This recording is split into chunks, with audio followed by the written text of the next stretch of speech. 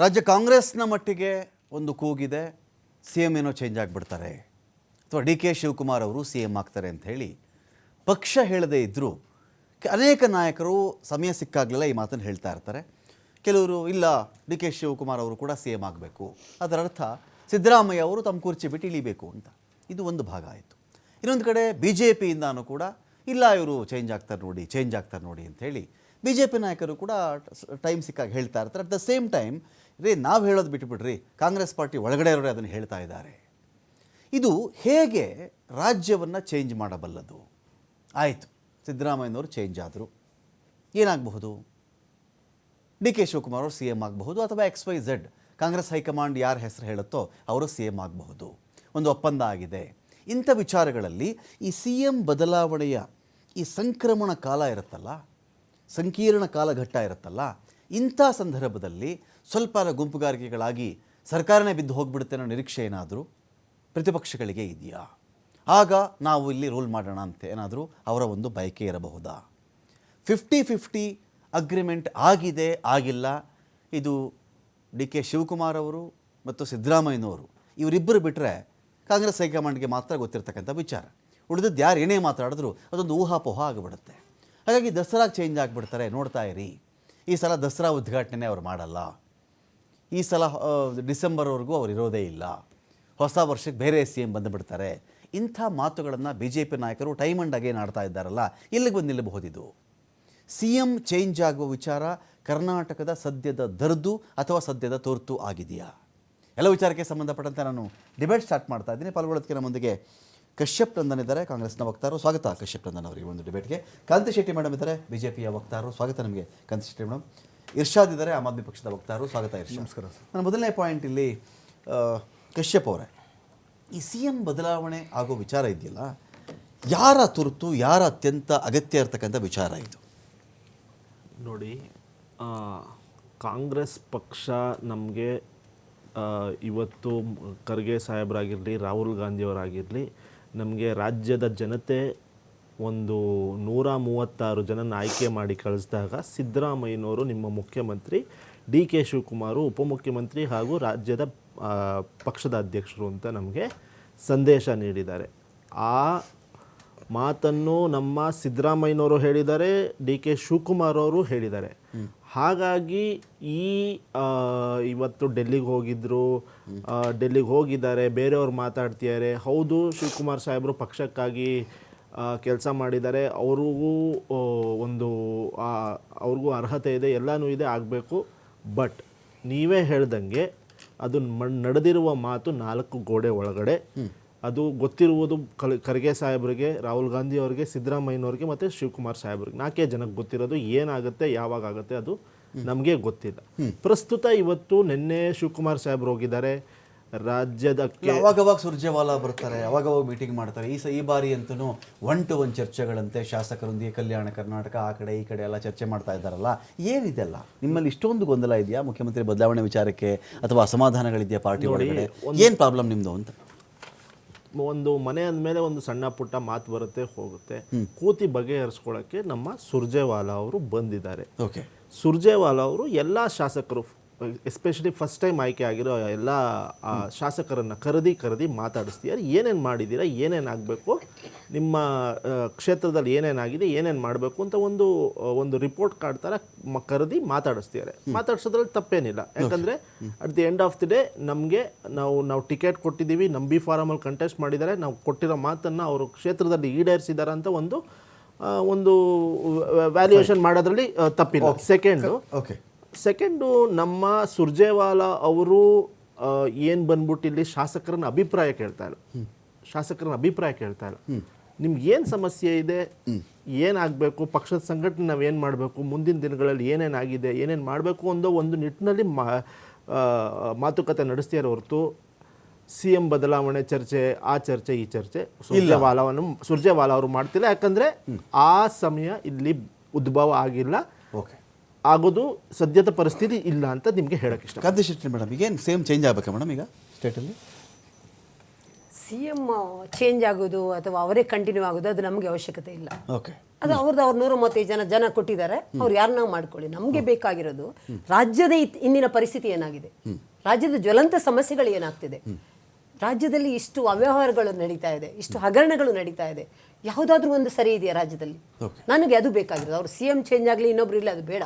ಜನಕ್ಕೆ ಅವ್ರು ಏನು ಆಶ್ವಾಸನೆ ಕೊಟ್ಟು ಬಂದ್ರು, ಏನಂತ ಹೇಳಿ ಬಂದ್ರು ಅಧಿಕಾರ. ನಿಮ್ಮವರೆಲ್ಲ ಇದೇನು ದೀಪಾವಳಿಗಿರಲ್ಲ, ದಸರಾಗಿರಲ್ಲ, ಇವರು ಉದ್ಘಾಟನೆ ಮಾಡಲ್ಲ, ಡಿಸೆಂಬರ್ಗಿರಲ್ಲ, ಹೊಸ ವರ್ಷಕ್ಕಿರಲ್ಲ, ನಿಮ್ಮ ನಾಯಕರೇ ಮಾತಾಡೋದು ಮೇಡಮ್. ಇದು ಪ್ರೆಸ್ ಮೀಟ್ಗಳನ್ನು ಮಾಡಿ ಮಾತಾಡ್ತಾರೆ. ಯಾರಿಗೆ ಬೇಕಂಗಾರೆ ಚೇಂಜ್ ಆಗೋದು? ಆಯ್ತಪ್ಪ, ಈಗ ಸಿದ್ದರಾಮಯ್ಯನವ್ರು ಚೇಂಜ್ ಆದರು, XYZ DK ಶಿವಕುಮಾರ್ ಆದರೂ CM ಆಗಲಿ, ಅಥವಾ ಹೈಕಮಾಂಡ್ ನೇಮಕ ಮಾಡೋದಾದ್ರು CM ಆಗಲಿ, ಏನು ನಿಮ್ಗೇನು ಬದಲಾಗುತ್ತೆ ಇದರಿಂದ? ನಿಮ್ಗೇನು ಪ್ರಾಬ್ಲಮ್? ನಾನು ಹೇಳೋದು ಸಾಮಾನ್ಯರ ಒಂದು ವಿಚಾರದಲ್ಲಿ ಬರಬೇಕಾದ್ರೆ ಒಂದು ಮಾತಾಡುವ ದೃಷ್ಟಿಕೋನ ಬರುತ್ತೆ, ಒಂದು ಜನಸಾಮಾನ್ಯರ ದೃಷ್ಟಿಕೋನ. ವಿರೋಧ ಪಕ್ಷವಾಗಿ ನಾವು ಜವಾಬ್ದಾರಿತವಾಗಿ ಏನ್ ಮಾಡ್ತಾ ಇದೀವಿ, ಕಾರ್ಯಕರ್ತರ ದೃಷ್ಟಿಕೋನ, ಅದಕ್ಕೆ ಬದ್ಧವಾಗಿ ನಾವಿದ್ದೀವಿ. ಒಂದು ಜವಾಬ್ದಾರಿತ ವಿರೋಧ ಪಕ್ಷವಾಗಿ ಏನ್ ಮಾಡಬೇಕು, ಸದನದ ಒಳಗೆ ಸದನದ ಹೊರಗೆ ಪ್ರತಿ ಜಿಲ್ಲೆಯಲ್ಲೂ ಯಾವ ತರ ಒಂದು ಹೋರಾಟಗಳು ನಡೀಬೇಕು. CM ಚೇಂಜ್ ಅಂತ ನಿಮ್ಮ ನಾಯಕರು ಯಾಕೆ ಮಾತಾಡ್ತಾರೆ?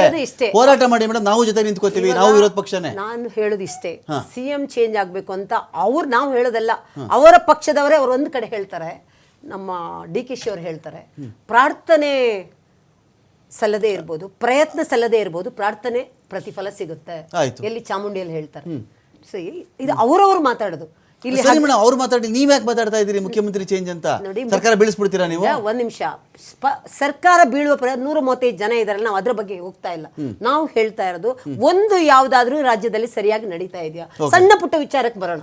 ಇವಾಗ ನಾವು ಈಗ ಮಾತಾಡುವಾಗ ಮಾತೆತ್ತಿದ್ರೆ ಅವರು ಹೈಕೋರ್ಟ್ ನಾವು ತನಿಖೆ ಮಾಡ್ತೀವಿ ಅಂತ ಹೇಳ್ತಾರೆ. ದೊಡ್ಡ ವಿಷಯ ಬೇಡ.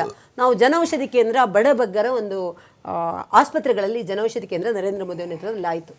ಅದನ್ನು ಸ್ಟಾಪ್ ಮಾಡ್ಬೇಕಂತ ಆದೇಶ ಕೊಡ್ತಾರೆ. ಅದನ್ನು ಇವತ್ತು ಹೈಕೋರ್ಟ್ ತಡೆ ಹಿಡಿಯುತ್ತೆ. ಒಂದನೇದ್ದು. ಎರಡನೇದು, ಇವತ್ತು ಜನೌಷಧಿ ಬಗ್ಗೆ ಹೇಳಿದ್ರೆ ಫುಲ್ ಹೇಳ್ಬೇಕು ನೀವು. ಅಲ್ಲ, ಅದನ್ನು ತಡೆ ಹಿಡಿದಿದ್ದಾರೆ ಇವತ್ತು ಹೈಕೋರ್ಟ್. ಅಲ್ಲ, ನಾನು ಏನ್ ಗೊತ್ತಾ ಮೇಡಮ್, ಜನೌಷಧಿ ಕೇಂದ್ರ ಅಂದ್ರೆ ಎಲ್ಲಿರುವ ಜನೌಷಧಿ ಕೇಂದ್ರ? ಸರ್ಕಾರಿ ಆಸ್ಪತ್ರೆ ಆಲ್ರೆಡಿ ಒಂದು ಔಷಧ ಕೇಂದ್ರ ಇದ್ದಾಗ ಜನೌಷಧಿ ಕೇಂದ್ರ ಹಾಕಬೇಕು ಅಂತ ಪ್ರಶ್ನೆ. ನೀವು ಇನ್ ಜನರಲ್ ಆಗಿ ಎಲ್ಲಾ ಕಡೆ ಜನೌಷಧಿ ಯಾರು ಹೇಳಿಲ್ಲ. ಇಲ್ಲಿ ಜನೌಷಧಿ ಕೇಂದ್ರ ಸರ್ಕಾರಿ ಆಸ್ಪತ್ರೆ ಆವರಣದಲ್ಲಿರುವಂತದ್ದು ಕ್ಲೋಸ್ ಮಾಡಬೇಕು ಅಂತ ಆದೇಶ ಹೊರಟಿದ್ದನ್ನು ಹೈಕೋರ್ಟ್ ಇವತ್ತು ಸ್ಟಾಪ್ ಮಾಡಿದೆ. ಇದೇ ತರ ಹೈಕೋರ್ಟ್ 1, 2 ಅಂತ ಹೇಳ್ತಾ ಇಲ್ಲ. ಅದೇ 43 ಕ್ರಿಮಿನಲ್ ಕೇಸ್ ಇತ್ತು ಹುಬ್ಬಳ್ಳಿ, ಅಂತವರಿಗೆಲ್ಲ ಸಪೋರ್ಟ್ ಮಾಡಕ್ ಹೋದ್ರೆ ಇದೇ ಗವರ್ಮೆಂಟ್ ಈಗ ಮತ್ತೆ ಅದನ್ನು ಸ್ಟೇ ತಂದಿದೆ ಅಲ್ವಾ. ಇವತ್ತು ಏನದು ಏನ್ ಮೀಟರ್, ಅದು ಸ್ಮಾರ್ಟ್ ಮೀಟರ್. ಕರ್ನಾಟಕದಲ್ಲಿ ಇದಕ್ಕೆ 10,000 ರೂಪಾಯಿ ಮಾಡ್ತೀರಾ. ಪಕ್ಕದ ತೆಲಂಗಾಣ, ಕೇರಳ, ಗುಜರಾತ್ ಎಲ್ಲ ಕಡೆಗೆ 900 ರೂಪಾಯಿ ಐತೆ. ಇವತ್ತು ಹೈಕೋರ್ಟ್ ದುಬಾರಿ ಯಾಕೆ ಅಂತ ಅದನ್ನ ಪ್ರಶ್ನೆ ಬರ್ತಾ ಇದೆ.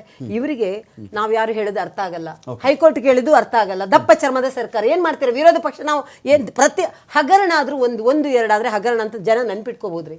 1, 2 ಇದು ನೀವು ನಿಮ್ದೇ ಡಿಬೇಟ್ ಮಾಡಿದ್ವಿ ನಾವು.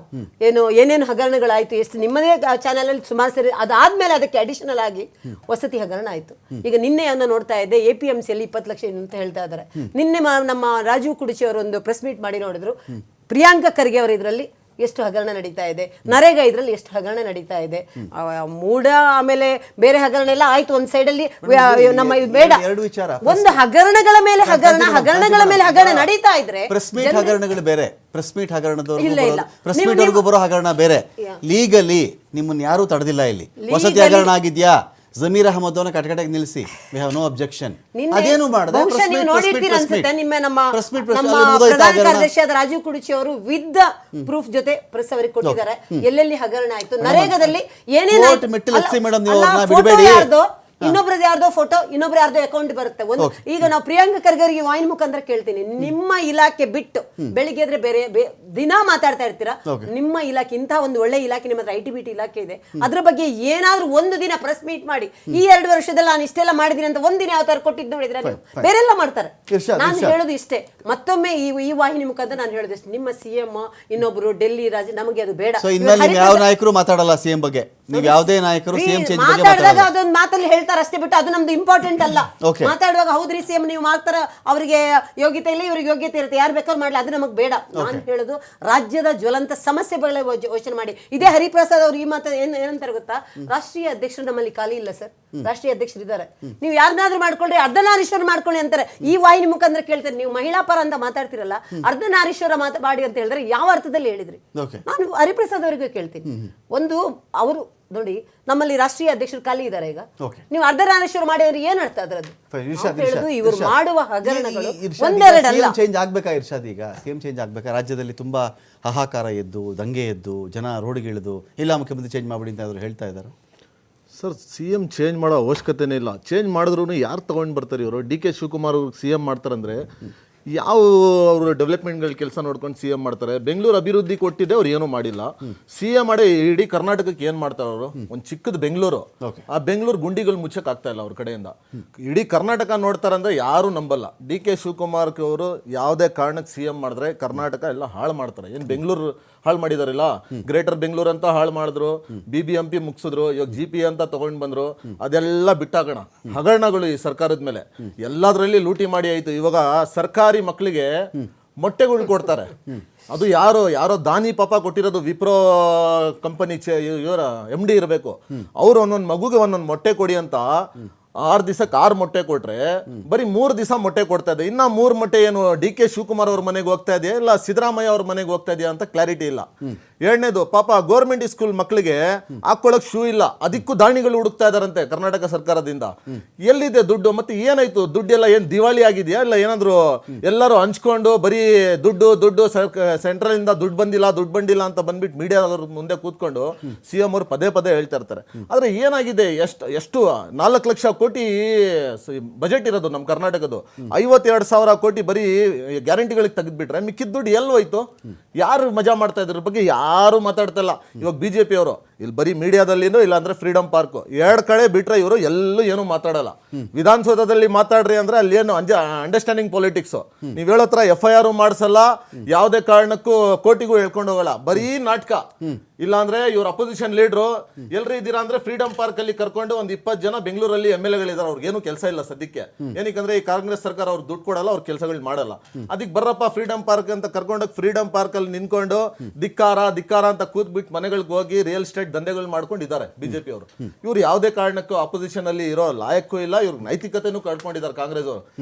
ಮೇಡಮ್, ಪದ ಬಳಕೆ ಹುಷಾರಾಗಿ ಮೇಡಮ್ 100% ನಾನು ಪದ ಮಾತಾಡೋ ಬಳಕೆ ಪದೇ ಮಾಡುವಾಗ ಬಳಕೆಗೆ ನಾನು ಹುಷಾರಾಗಿ ಮಾಡಿ. ಚರ್ಚೆ ಮತ್ತೆ ಮುಂದುವರಿಸ್ತೀನಿ, ಒಂದು ಬ್ರೇಕ್ ಆದ್ಮೇಲೆ.